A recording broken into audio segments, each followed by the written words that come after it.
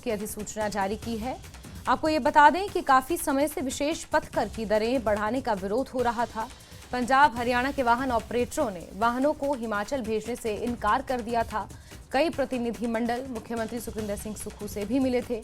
यहां तक कि जो होटल कारोबारी हैं वो भी मुख्यमंत्री से उन्होंने मुलाकात की थी। पर्यटन क्षेत्र को इस वजह से हो रहे नुकसान से अवगत कराया था और अब सरकार ने इस फैसले को पलटते हुए ये निर्णय लिया है।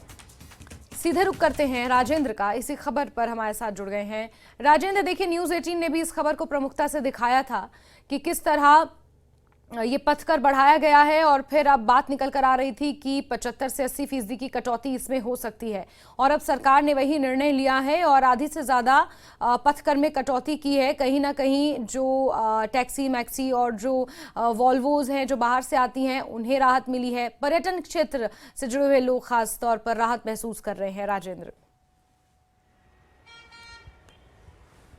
बिल्कुल जस्मीन, बड़ी राहत ये पूरे पर्यटन कारोबार के लिए है। अब चाहे डायरेक्टली इनडायरेक्टली जितने भी लोग पर्यटन कारोबार से जुड़े हुए हैं, क्योंकि अब दूसरे राज्यों से हिमाचल प्रदेश में फ्रिक्वेंटली वाहन आना शुरू हो जाएंगे। उम्मीद यही है, हालांकि जो अभी पब्लिकेशन की गई है सरकार की तरफ से, जो कटौती की गई है उसको पब्लिसाइज किया गया है और आपत्तियां मांगी गई हैं। 10 दिन तक आपत्तियां आएंगी, उसके बाद फिर इसको जो आपत्तियां आएंगी अगर उसमें कुछ सुधार की और गुंजाइश होगी तो सरकार की तरफ से कोशिश की जाएगी और फिर उसके बाद फाइनल पब्लिकेशन इसका होगा। लेकिन जो कटौती की गई है बड़ी राहत के तौर पर हम फिलहाल देख रहे हैं कि इससे टूरिज्म सेक्टर को ज़रूर बूस्ट मिलेगा।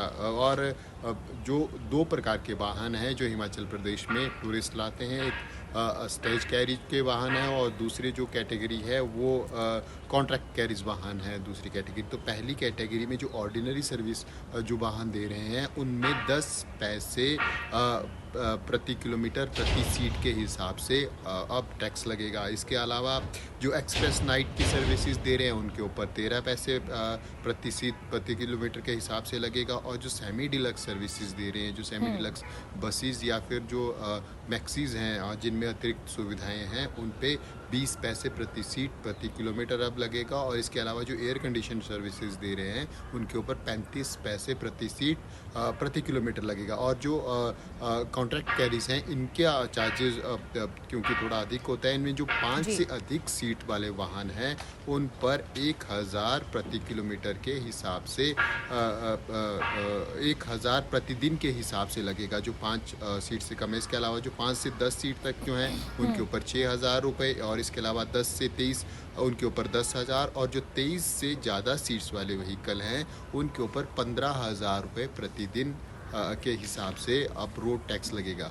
सरकार का बड़ा साफ कहना है इस पूरे मसले पे कि पहले कुछ भी नहीं लिया जाता था, जो व्हीकल आते थे वो टोटली फ्री आते थे हिमाचल प्रदेश में, लेकिन जो सेंटर का टैक्स है वो पे किया जाता था केवल, और वो सभी स्टेट्स में होता है, पूरे देश में लगभग एक समान है। लेकिन हिमाचल में जो बाहरी राज्यों के वाहन आ रहे हैं, जो आय क्योंकि उन लोगों को हो रही है जो दूसरे राज्यों के वाहन आ रहे हैं, तो ऐसे में हिमाचल प्रदेश का हिस्सा भी बनता है और कुछ ना कुछ हिमाचल प्रदेश को देना ही होगा, ये सरकार का कहना है और एक क्लियर स्टैंड है। हाँ, सरकार ने इस बात को माना कि जो पहले सरकार की तरफ से टैक्सेस लगाए गए थे दोनों स्टेज कैरिज और कॉन्ट्रैक्ट कैरिज व्हीकल पर, वो अधिक थे, इसको अब कम किया है और अब ये न्यूनतम किया है। सरकार की तरफ से ये भी कहना है कि ये कम से कम किया है, जितना कम सरकार कर सकती थी इससे कम अब नहीं हो पाएगा। दबाव सरकार के ऊपर बना था, चाहे वो होटल कारोबारियों की तरफ से था, दूसरे राज्यों के जो टैक्सी ऑपरेटर्स थे यूनियन, वो लगातार हिमाचल आकर सचिवालय आकर मुख्यमंत्री से मिले। जब मुख्यमंत्री प्रदेश से बाहर जाते थे, खासकर दिल्ली जाते थे, तब लगातार मिलते रहे अलग अलग यूनियंस।